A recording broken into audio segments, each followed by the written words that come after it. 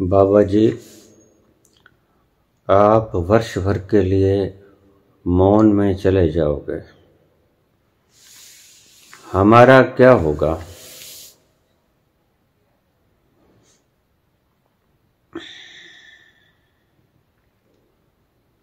कृपया आप एक आध वीडियो तो डालते रहा करो।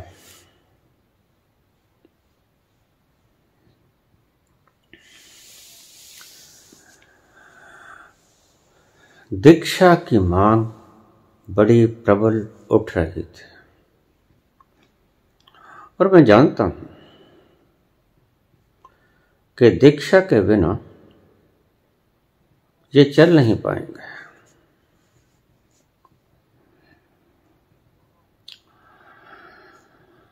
इसीलिए मैं देख रहा था कि प्रश्न पे प्रश्न उठे जा रहे हैं। प्रश्न खत्म होने का नाम नहीं लेते। इसीलिए मैंने जड़ को काटना ठीक समझा।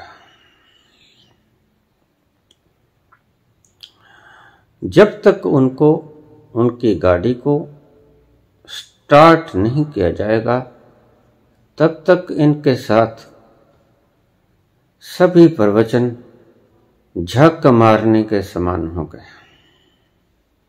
दीक्षा के बिना तुम्हारा पहुंचना कठिन है।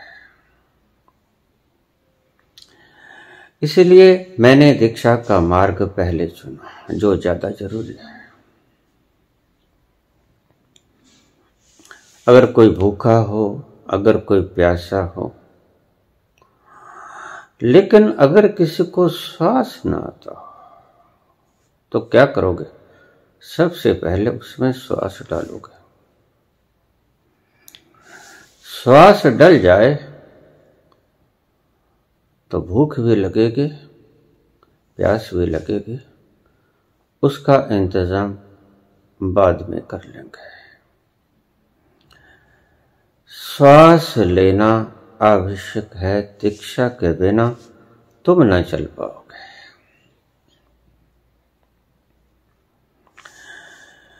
इसलिए मैंने बहुत शुरू से ही चलना ठीक समझा। पहले इनकी गाड़ी को थोड़ा स्टार्ट करें, फिर तो ये खुद से भी चल पाएंगे। समर्था हो जाएगी। छोटा बच्चा जो अपने पांव पे खड़ा भी नहीं हो सकता, उसे थोड़ा इतना सक्षम बना दिया जाए कि उसके पांव में जान आ जाए और वो चल फिर सके, फिर तो वो भाग भी लेगा। मुश्किल यहां पेश आती है।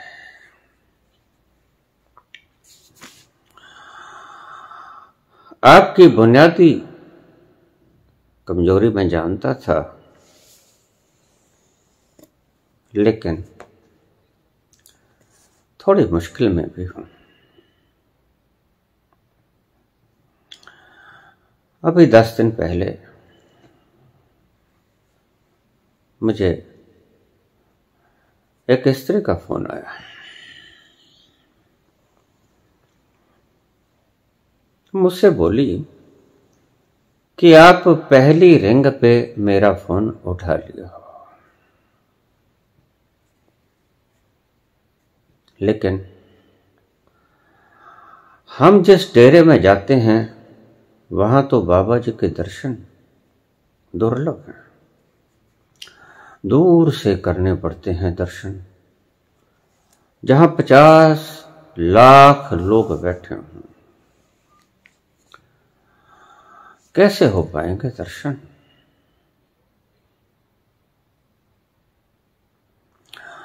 और मैं इन ठगियों को बहुत अच्छी तरह से समझता हूं।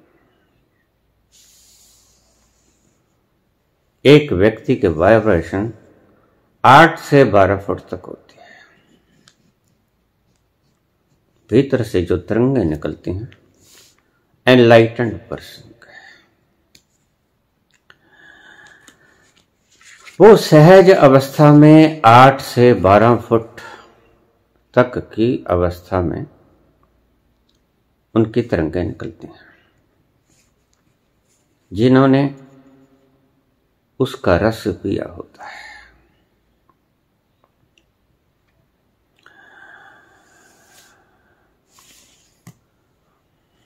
क्या होगा इन लोगों का जो कूड़ ही कूड़ फैलाए जाते हैं। इस देवी को अपने गुरु की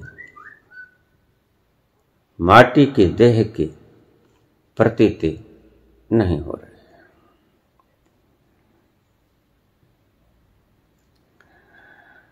कैसे पहुंच पाएगी? क्या है रास्ता? तो मैं इन बुनियादी सिद्धांतों को जानता हूं। पुरातन लोग, मैंने कहा, गुरुकुल का चलन किए थे, उसका कारण मात्र यही था, आचार्यो उपासना, अमानित्वम, दंभित्वम, हिंसा, क्षांतिरार्जवम, आचार्यो उपासनम, शौचम, स्थैर्यम, आत्म विनिग्रह। आचार्य के पास बैठ जाओ, ये सूत्र है। आचार्य के शरीर, मन, मस्तिष्क, रोए रोए से जो ऊर्जा निकलती है, ठंडी, ठंडक देने वाली, ज्ञान देने वाली, वो आपसे टकराएगी और आप भी उस सुगंध में नहा जाओगे। जैसे किसी उपवन में तरह तरह के फूल लगे हों और आप जब प्रवेश पाते हो उस उपवन में, तो आपका शरीर निहाल हो जाता है। ऐसे ही उपवन जैसा ही गुरु का शरीर होता है।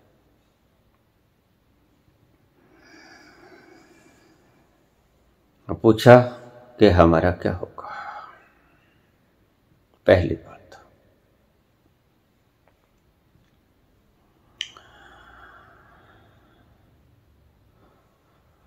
अगर मैं ना होता तो तुम्हारा क्या होता?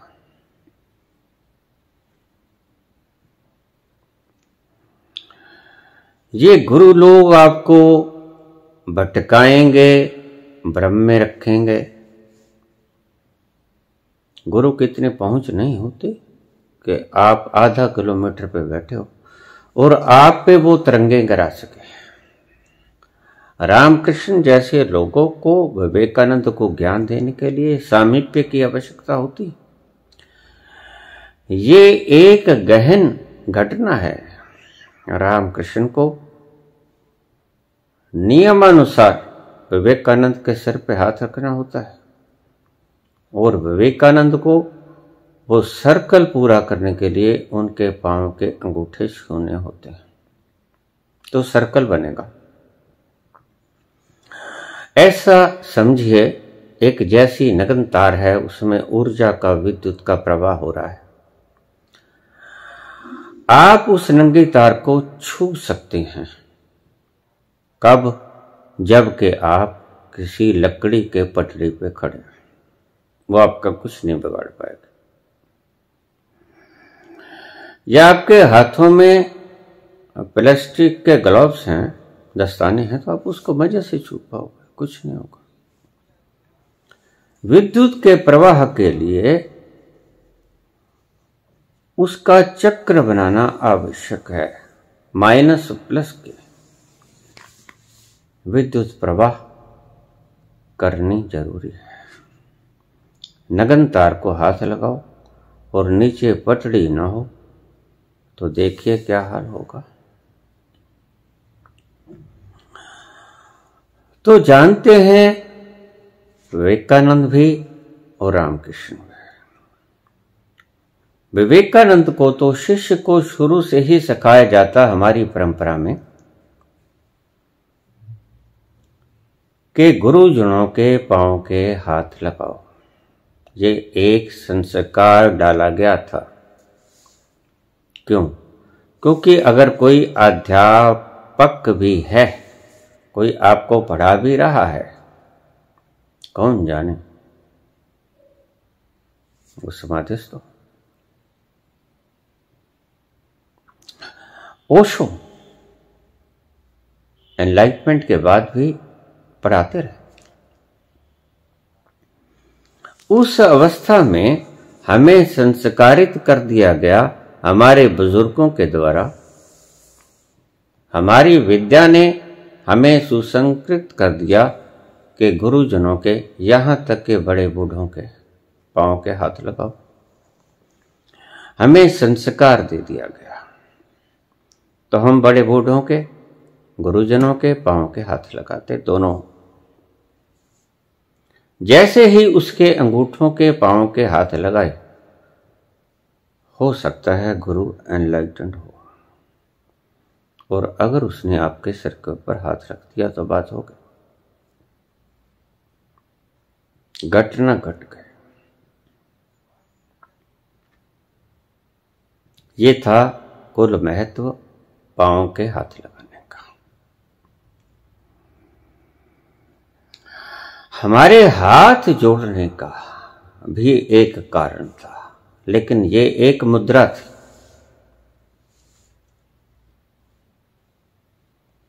अगर हम अपने दोनों हाथों को देखिए, ये दायां अंगूठा, ये बायां अंगूठा। जब भी कभी आप उदास हो, मैं आपको एक छोटी सी बात बता देता हूं। चिंता मग्न हो तो आपने क्या करना है, अभ्यास करके देखिए। आपने इस उंगली को बड़ी यहां पर लगा लिया, दोनों नासा छिद्रों के आगे लगा लिया। तुम पाओगे कि तुम्हारी चिंता गायब।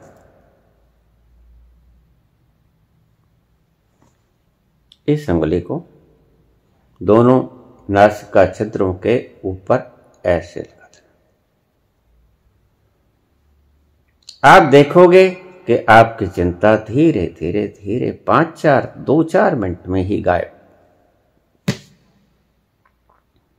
इसको प्रयोग करके देखिए। क्योंकि ऐसी बात तो है नहीं कि 10-20 साल बाद फल देगी। हमारे हाथ जोड़ने का जो सही फॉर्मूला था वो ये नहीं था, तो मुद्रा थी। मुद्रा क्या थी? इन उंगलियों को आपस में फंसा लेना, ऐसे, और एक ऐसे अंगूठों को अंगूठे के ऊपर। दाएं बाएं के प्रभाव मत करना कि दायां अंगूठा ऊपर आया कि बायां अंगूठा ऊपर आया, इसके प्रभाव मत करना। ये सर्कल बराबर होना चाहिए, ये बंद लगना चाहिए। इसको ऐसे कर और पांवों को आपस में मिला लो। क्योंकि जब हम बैठे होते हैं तो पांव से मिल ही जाते हैं। अगर इस मुद्रा में आप बैठोगे तो आप ध्यान में जल्दी चले जाओगे।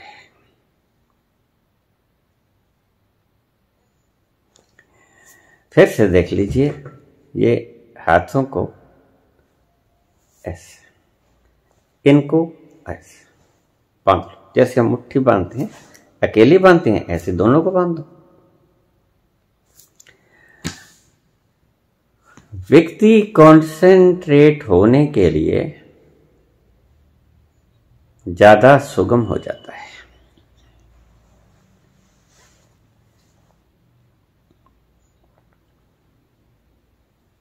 पूछा है हमारा क्या हुआ?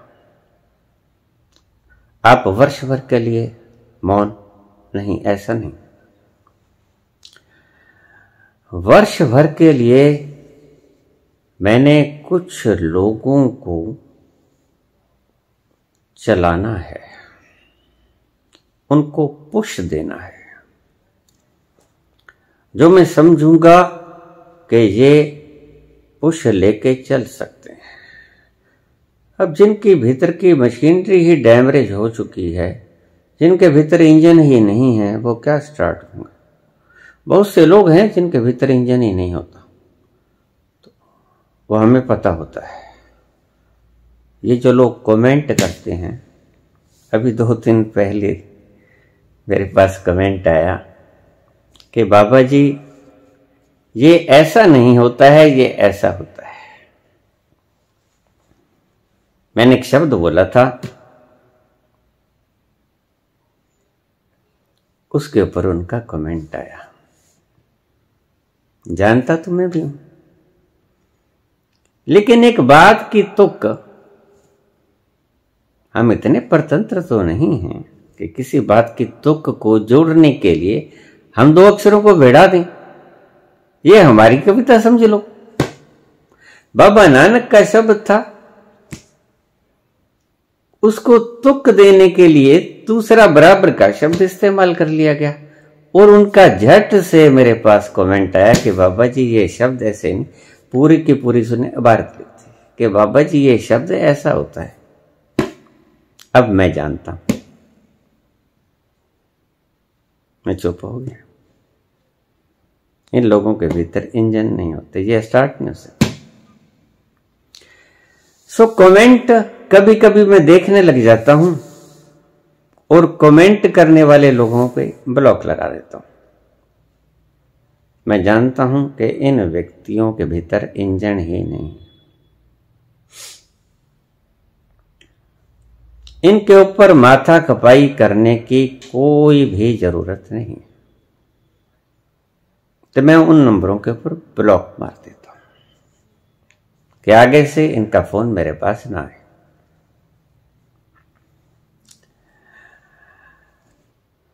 ऐसा होता है।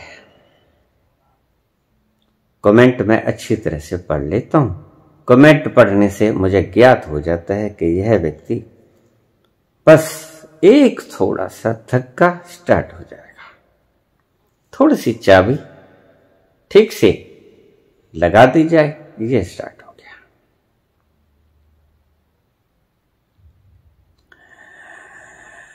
मैं वो शय हूं जो क़यामत तक की नजर रखता हूं। गुरु कहता है ये शब्द कि मुझे मूर्ख बनाने की चेष्टा मत करना। जो शब्द आप हमें सिखाने चले हो वो हम ऑलरेडी जानते हैं। आपके कमेंट तो सिर्फ हम इसीलिए लिया करते हैं कि हमें समझ आ जाए कि इस व्यक्ति के ऊपर थोड़े से प्रभाव से ही इसका इंजन स्टार्ट, और आपके कमेंट को देखकर ये हमें समझ आती है कि इसको ब्लॉक कर देना ठीक होगा। हम उन गुरुओं में से नहीं हैं जो 10 करोड़ की भीड़ ढूंढते हैं। होते तो हम बाहर चलते, हम तो मैं तो खुद ही 8 साल से भीतर बैठा हूं। मैं संपर्क करने का इच्छुक नहीं।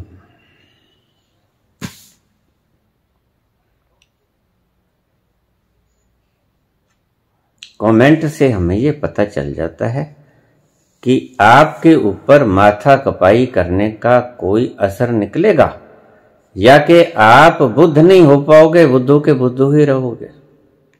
बस इतना हमें पता चल जाता है, और हम ऐसे व्यक्तियों का विशेष ख्याल रखते हैं। ख्याल क्या रखते हैं? हम उनको ब्लॉक मार देते हैं। अभी पिछले कुछ दिन पहले एक स्त्री का मेरे पास फोन आया। बातें करती रही, करीब आध घंटा बातें करती रही। बातें करते करते बोली कि मेरे 2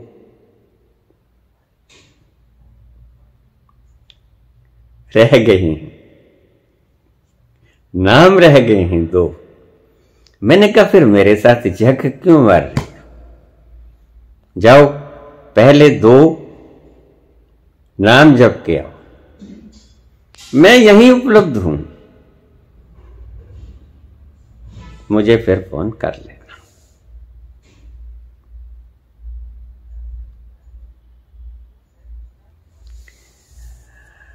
अब ये लोग तुम्हें ठग रहे हैं और तुम्हें पता ही नहीं। भेड़ों को कभी नहीं पता होता कि दूसरी भेड़ कहां जा रही है। वो तो झुंड में रहने की आदी है, झुंड में जाना उसका स्वभाव है। जहां उसे झुंड मिलेगा वहां वो चली जाएगी। इसलिए मैं तुम्हें एक सूत्र देता हूं, हमारा क्या होगा। अहंकार हमेशा सहारा ढूंढता है। निरावलंब हो जाओ, बेसहारा हो जाओ, अवलंबन रहित हो जाओ। अगर मैं तुम्हारा सहारा हूं तो मैं भी तुम्हारी प्रगति में बाधा हूं।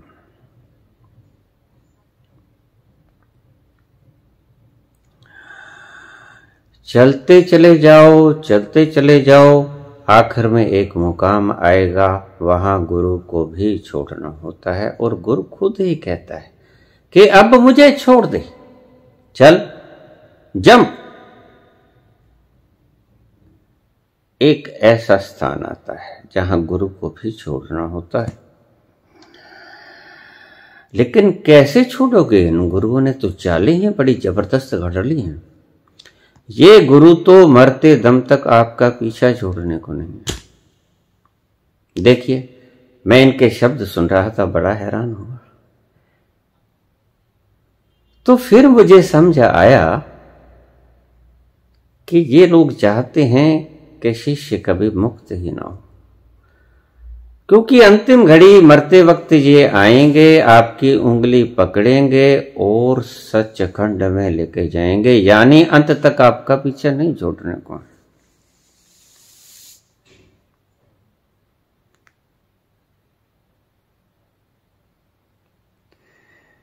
आखिर तक ये झंड लगे ही रहेंगे तुम्हारे। सच्चा गुरु ऐसा काम नहीं करता।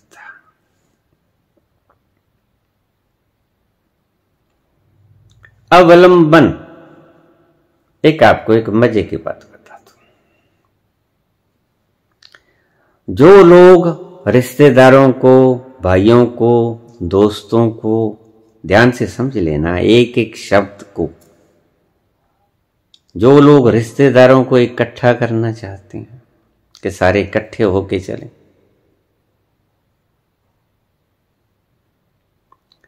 भाइयों को, भतीजों को, परिवार को, मित्रों को, सारे शहर को, उनसे बड़ा कायर कोई नहीं होता। भेड़ें हमेशा झुंड में चलती हैं, सिंहों की जमात नहीं होती। कबीर ने ये शब्द कहा, लेकिन इसका अर्थ बहुत कुछ और था। इसका अर्थ कबीर कभी शाब्दिक संसारिक में नहीं उलझते हैं। कबीर हमेशा शब्द तो संसार के ही लेने पड़ते हैं। क्या करें, लिपि हमारी बनाई हुई है, ईश्वरीय लिपि कोई है ही नहीं। ईश्वरीय लिपि तो भीतर जाकर ही पता चलता है। ईश्वर लिपि है, लेकिन भीतर जाके पता चलता है। तो जो लोग इस संसार में रहते हुए ये चाहते हैं कि हम सभी भाई इकट्ठे रहें, सारा परिवार इकट्ठा रहे, दोस्त इकट्ठे रहें, जितनी हो सकती है जान पहचान बढ़ाते हैं, जितनी हो सकती हैं वो कहते हैं कि अपनी जान पहचान बनाओ। बहुत से लोग मुझे कह देते हैं कि मुझे 20,000 लोग मेरे फोन में रजिस्टर्ड हैं। तो मैं उनसे कह देता हूं कि आप कृपा करो मेरा नाम रजिस्टर्ड मत कर लेना,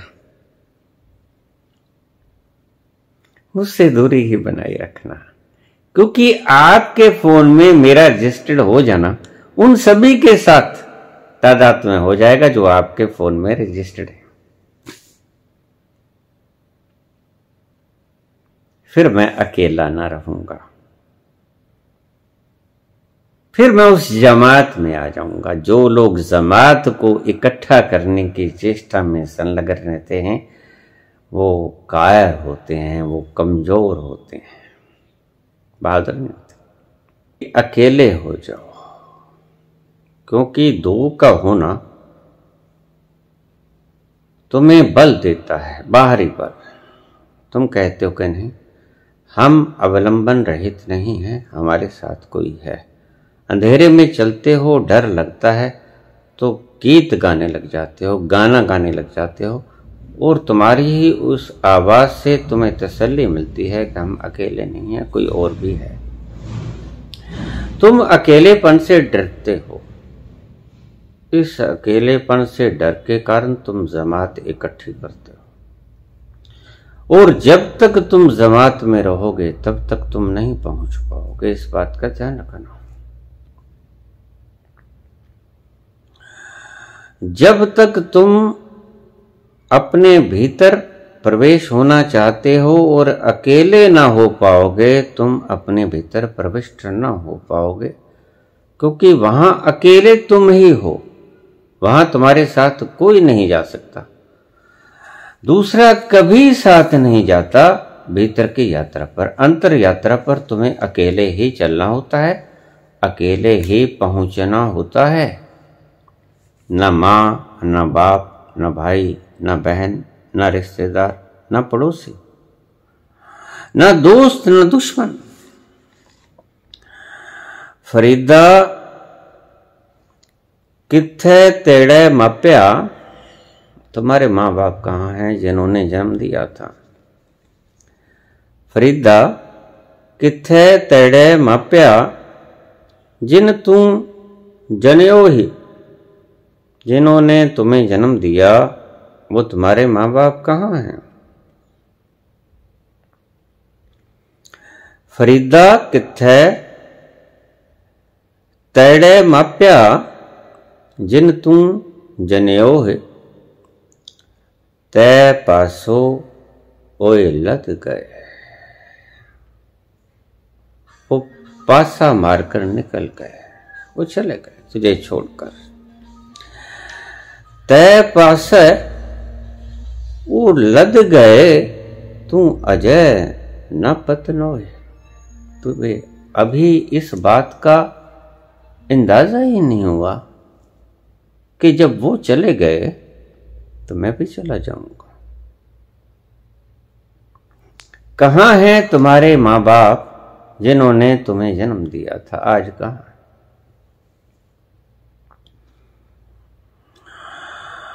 लेकिन तुम रोते हो क्योंकि तुम अकेले हो जाते हो, तुम्हारे सहारे छिन जाते हैं। लेकिन याद रखना, गुरु माँ बाप नहीं, गुरु के पास जाओगे तो गुरु तुम्हें अकेला होना सिखाएगा।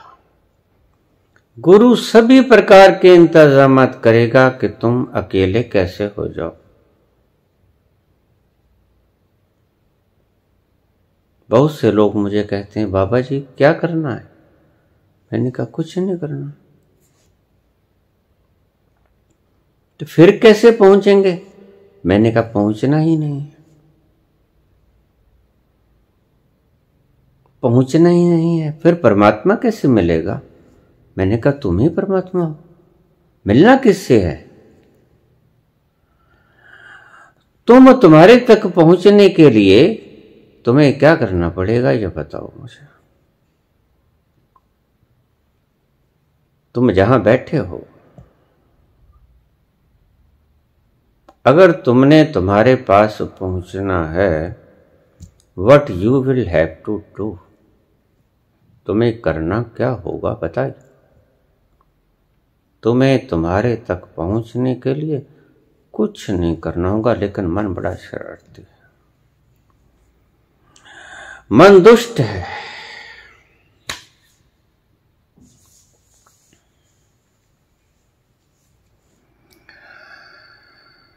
मन तुम्हें भटकाने की भरपूर कोशिश करता है।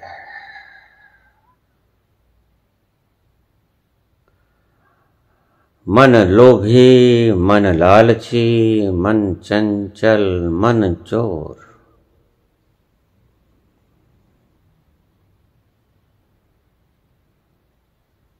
मन के मते न चालिए, पलक पलक मन और।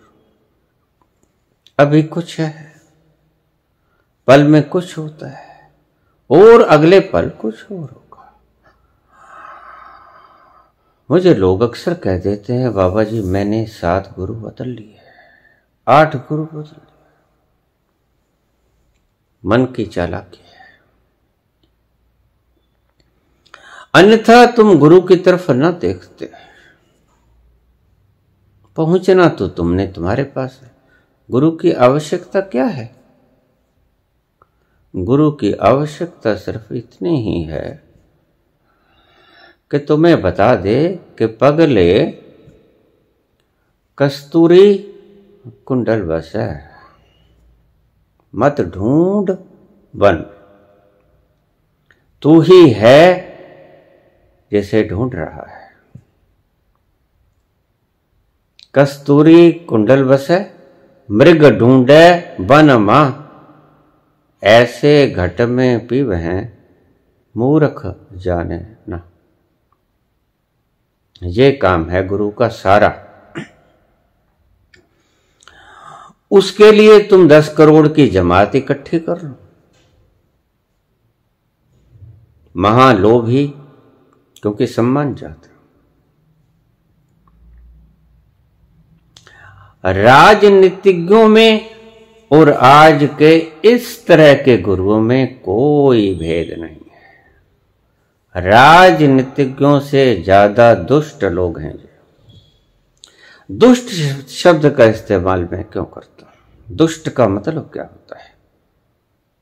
दुष्ट का अर्थ होता है जो तुम्हारे सही रास्ते पर जाने से तुम्हें रोकते हैं, बाधा डालते, व्यवधान खड़े कर दे, दलीलें देकर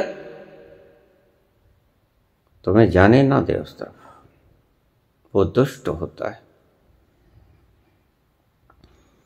सारे शास्त्र, सारे उपनिषद, कुरान,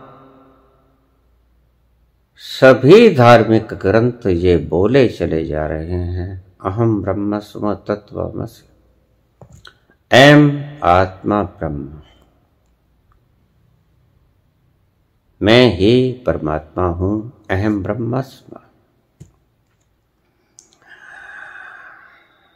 इस्लाम कहता है खालक खलक, खलक में खालक, अनल हक।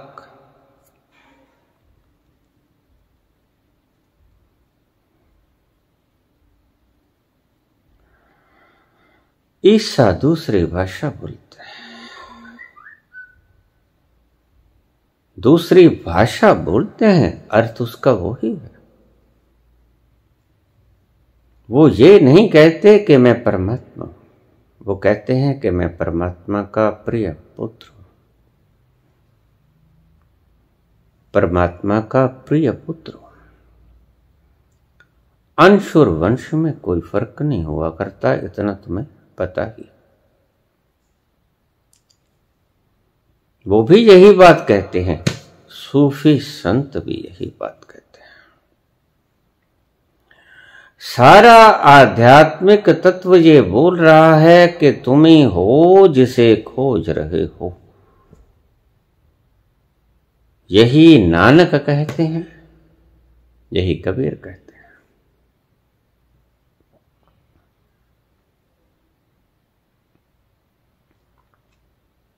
फिर इतनी की भीड़ इकट्ठी करने का प्रयोजन, फिर 30-30 वर्ष इन 5-5 नामों के जपने का अर्थ।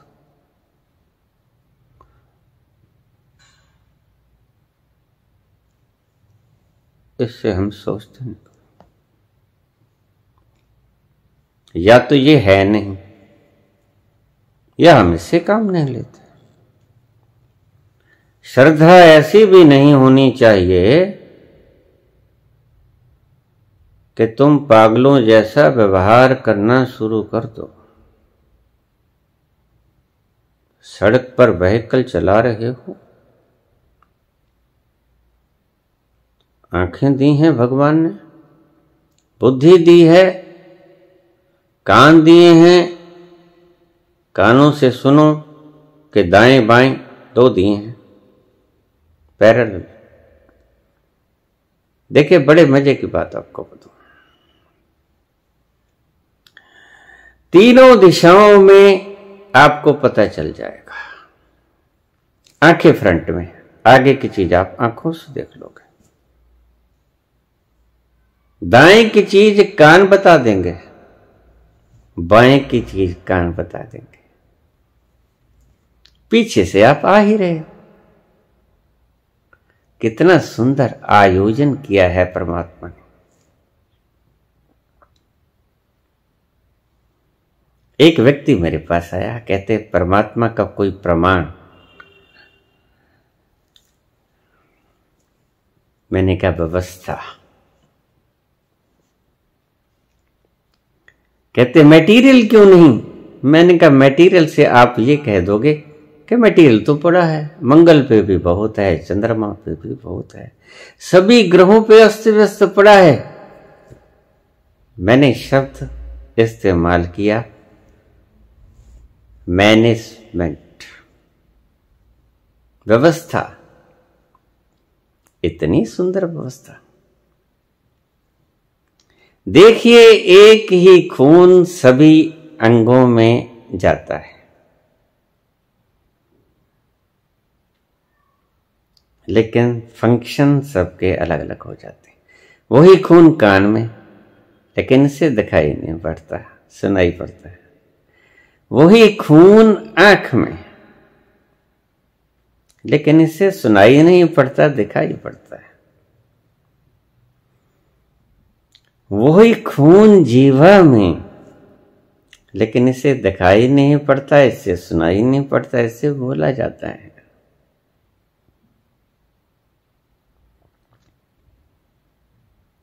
दिमाग सभी इंद्रियों को चलने का निर्देश देता है। ऐसी व्यवस्था तुम डॉक्टर से पूछो। एक डॉक्टर मेरे शिष्य हैं, मुझे कहने लगे जैसे जैसे साइंस तरक्की करती जाती है, अध्यात्म की तरफ झुकती जाती है। ठीक कहते हो, क्योंकि इतनी सूक्ष्म व्यवस्था, भीतर हम जो खाते हैं इतने सूक्ष्म बाल दे रखे हैं, उनको पेरिस्टाल्टिक मूवमेंट्स कहते हैं। वो हमारे वेस्ट प्रोडक्ट को आगे धकेले जाते हैं। कितनी सुंदर व्यवस्था है। देखिए वही आप खाना खाते हो, आंखों में रोशनी बन के उभर जाता है वो खाना, कानों में वो श्रवण इंद्रिय बन के सुनने के योग्य हो जाता है, जुबान में वो बोलने के योग्य हो जाती है रोटी, नाक में वो सूंघने के योग्य हो जाता है, दिमाग में वो सोचने के योग्य हो जाता है। धरती एक, बीज अलग अलग। एक चमेली की सुगंध देता है, एक मोतिया बन के महकता है, एक गेंदे की खुशबू देता है, एक गुलाब की आनंद, एक चंदन का पेड़ खड़ा करता है। अभी प्रमाण की आवश्यकता है आपको।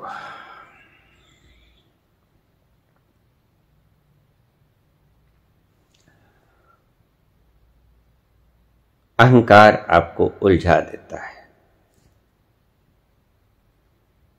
इतनी सुंदरतम व्यवस्था आपको पता ही नहीं है कि ये जो आपके पास गिलास है जिसमें आप पानी पीते हो, इसके भीतर इतनी तेज गति से कि आप सोच भी नहीं सकते, इलेक्ट्रॉन, प्रोटॉन, न्यूट्रॉन इतनी तेज गति से घूम रहे हैं कि आपको पता ही नहीं चलता। और इतनी तेज घूमने वाली चीज कैसे इतना ठोस तत्व पैदा कर पाती है, इतनी मूवेबल चीज कैसे इतनी स्थिरता वाली चीज बना सकती है, आप सोच ही नहीं सकते। जैसे गिलास है, ये गिलास है, इस गिलास को लीजिए आप, कितना ठोस है ये गिलास, लेकिन आपको पता ही नहीं है कि इसके एक एक आइटम के भीतर इतनी जबरदस्त हलचल हो रही है कि आप सोच ही नहीं सकते। और कितना ठोस है, हिलता नहीं, मुड़ता नहीं, स्थिर लगता है। और इतना मूवेबल है कि जब वैज्ञानिक इसके एटम को कोरेदेंगे, तोड़ेंगे, तो उनको पता चलेगा, ओह इतनी विशाल ऊर्जा। जब एटम को तोड़ा गया तो हिरोशिमा और नागासाकी में 10 लाख लोग पलक झपकते ही खत्म हो गए।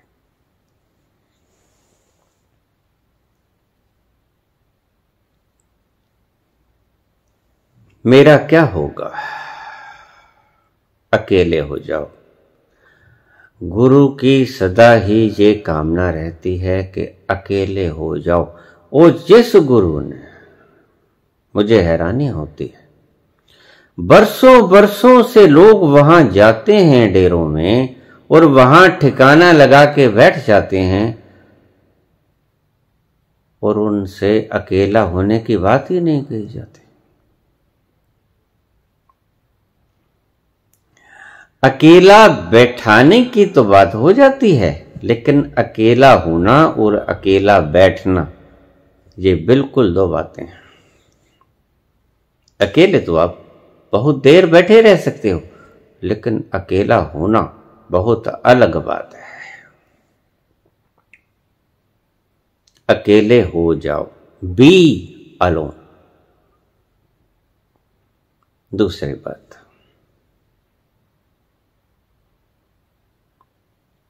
असमर्थ हो जाओ, असहाय हो जाओ, सभी सहारे त्याग दो। गुरु भी एक सहारा होता है। फरीद ने कहा कि कहां हैं आज तेरे मां बाप जिनको तू सहारा समझता था, जिन्होंने तुझे जन्म दिया, पाला पोसा, बड़ा किया, आज कहां हैं? कहां गए? ऐसे ही तुम भी चले जाओगे। लेकिन जब तक चले ना जाओगे तब तक तुम सोच ना पाओगे कि हमने भी कभी जाना है। बस चले ही जाओगे, जाने की सोच ना पाओगे। यही चीज तुम्हें उस परम तत्व तक, उस अनश्वर तत्व तक नहीं पहुंचने देते, क्योंकि तुम्हें तुम्हारे होने की नश्वरता का आभास ही नहीं होता। तुम रोज देखते हो लोगों को खुद अपने कंधों पे उठा के शमशान में जाके फूंक देते हो, लेकिन व्यक्ति इतना मूर्ख है कि सामने देखकर भी इस बात का गहरे में नहीं सोच पाता कि एक दिन ये 4 भाई अलग होंगे और जो ये सोया हुआ आदमी है इसकी जगह मैं हूंगा। तुम कभी नहीं सोच पाते। मृत्यु से क्यों डरते हो और रोज मृत्यु को देखते हो?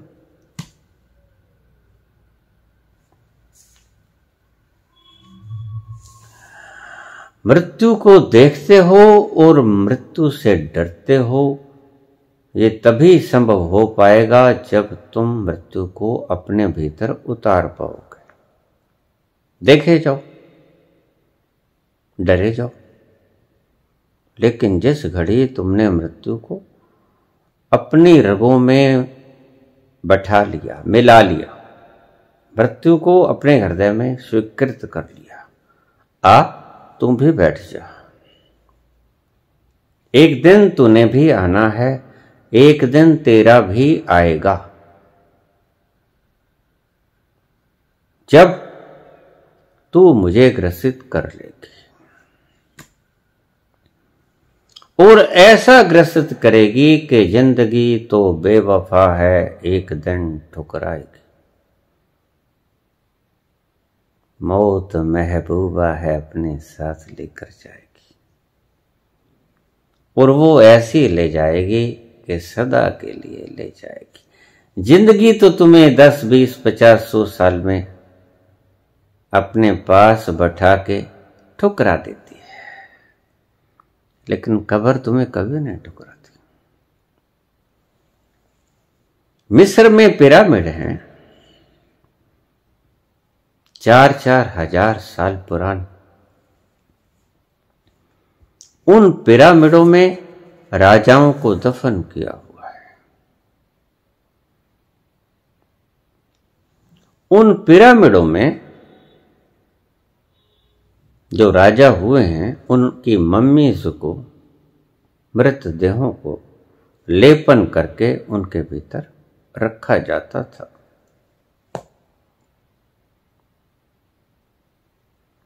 कब्र आपको कभी नहीं ठुकराएगी, मौत आपको कभी नहीं ठुकराएगी। मौत महबूबा है, अपने साथ लेकर जाएगी, और साथ भी लेकर जाएगी, और कभी नहीं ठुकराएगी। 4-4 हजार साल हो गए उन्हें पिरामिडों के भीतर, मम्मीज के भीतर छुपे हुए, लेकिन कब्र कभी नहीं कहती कि चलो उठो निकलो। नहीं। सिकंदर दफन है।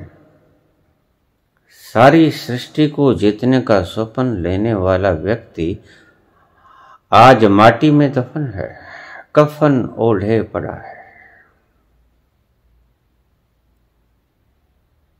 आज उसके बाहें नहीं फड़कती, आज उसके डोले नहीं फड़कते, आज वो खाने को नहीं मांगता, आज वो पीने को नहीं मांगता, आराम से पड़ा है।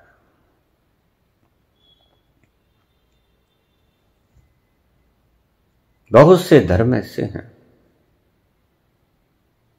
जो शांति सिखाते हैं। मैं उनसे कहता हूं कि आप जो सिखाते हैं उसको सिखाने की आवश्यकता नहीं।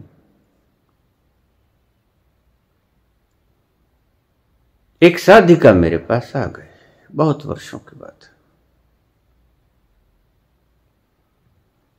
मुझे कहने लगी कि आप हमारे संस्था में आया करो, आपका प्रवचन करा दिया करेंगे। मैंने कहा जिस दिन मेरा प्रवचन हो गया अगले दिन से कोई नहीं आएगा। कहती क्यों? मैंने कहा जो आप सिखाते हो उसको मैं नहीं सिखाऊंगा। आप सिखाते हो शांति, और मैं तो बात ही मुका दूंगा कि परम शांति कब्र में मिल ही जाएगी, और जो मिल ही जाएगी उसको क्यों ढूंढते हो? पागल हुए हो क्या? धन्यवाद।